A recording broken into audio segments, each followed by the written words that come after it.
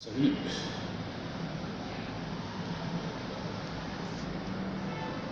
Nous allons parler actuellement des morts, particulièrement ceux qui meurent pour Christ, ou alors l'âme d'un chrétien, où va l'âme d'un chrétien après la mort. Beaucoup ont toujours posé cette question. Aujourd'hui, on va trouver naturellement la question à cette question posée. Où va l'âme d'un chrétien après la mort? Vous le savez bien évidemment que la Bible est d'abord claire et nous dit ce qui meurt pour Christ ne meurt point, car il vivra éternellement. Donc celui qui meurt pour Christ, il ne meurt pas, mais il dort. Sans toutefois tarder, nous allons lire ce qu'indique naturellement les Écritures ou alors la Bible.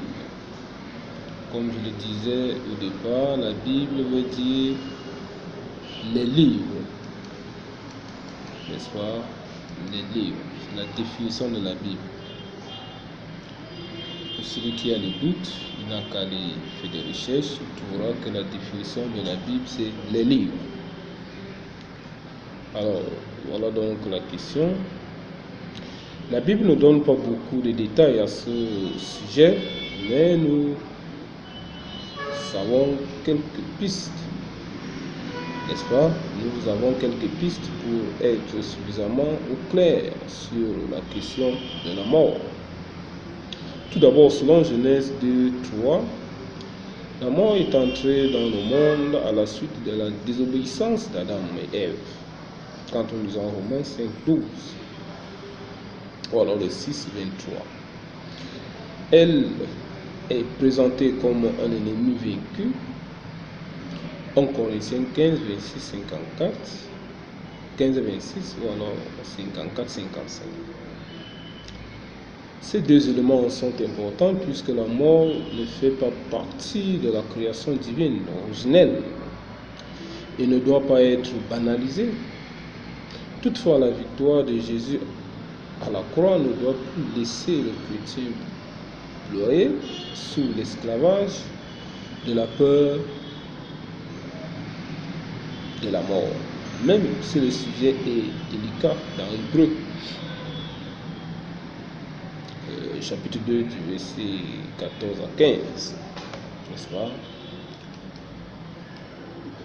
Jésus, dans Luc 23, 43, et l'apôtre Paul dans Philippe 1, 21, 23, affirment que nous sommes auprès du Seigneur après notre mort.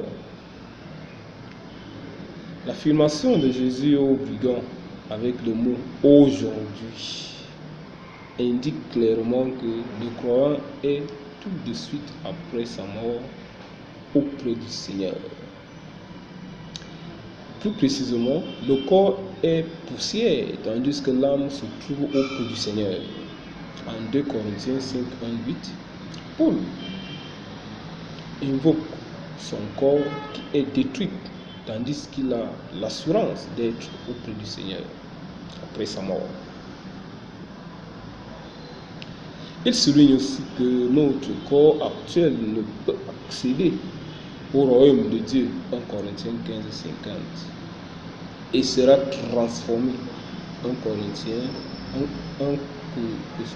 15, 35, 58. Corinthiens, autant pour moi.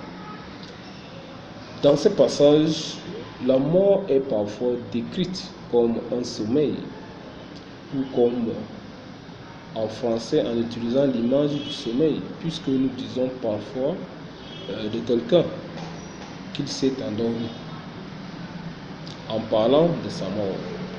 Mais les morts sont conscients dans Apocalypse 6, 9, 11. Et Paul se réjouit.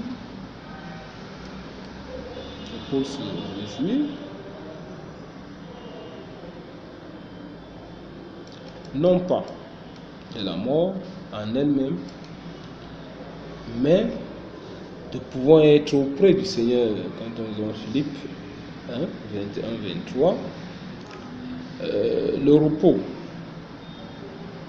décrit dans certains passages n'est pas le sommeil, mais un repos après un travail. Le chrétien se repose de ses œuvres ou de ses travaux. Apocalypse 14, 13. Mais il reste conscient. Le passage d'ici de Luc 16, 19, 31 doit être abordé avec prudence. Il ne faudrait pas aller au-delà de ce que Jésus désirait enseigner. Il est en revanche très clair que la mort n'est pas un lieu de sommeil et d'inconscience. De même, Paul ne se réjouit pas d'un temps d'inconscience, mais bien d'être auprès du Seigneur. Philippe 1, 21, 24, 2 Corinthiens 5, 6, 8. Les croyants ont donc l'assurance d'être conscients, bienheureux dans la présence du Seigneur.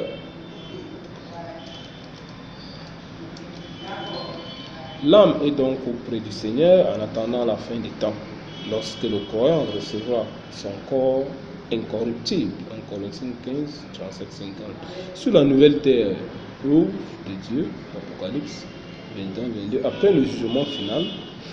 En attendant, l'enfant de Dieu sait qu'il n'y a aucune condamnation pour celui qui se confie en Dieu. Romains 8, 1. Il sait aussi que Dieu ne désire pas la mort du pécheur, mais sa repentance pour qu'il accède à la vie, la vraie vie. Jean 10, 10. Qui est le projet de Dieu pour les hommes. 1 2, 4. Timothée 2, 4.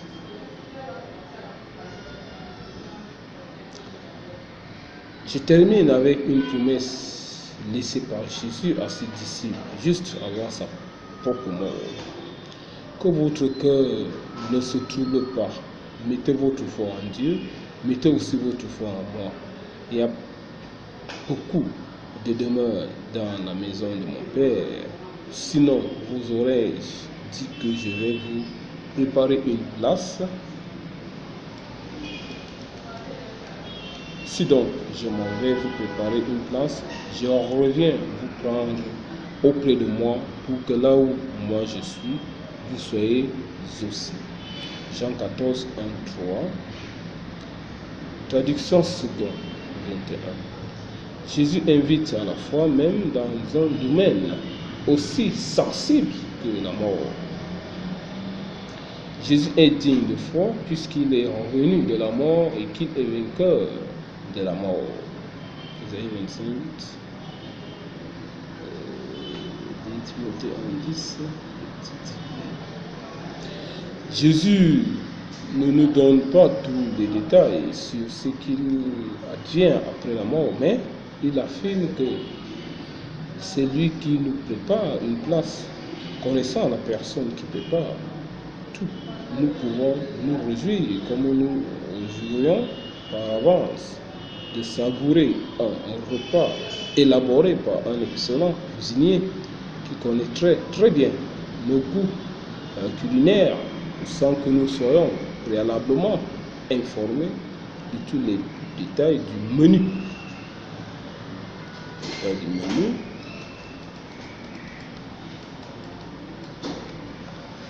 Il en est ainsi avec Jésus, car sans même tout connaître, nous pouvons nous réjouir parce que nous savons qu'il nous aime et qu'il est tout puissant.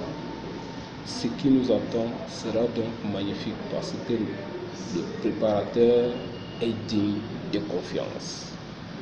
Voilà ce qui est dit à ce qui concerne les âmes des chrétiens. Vous avez suivi.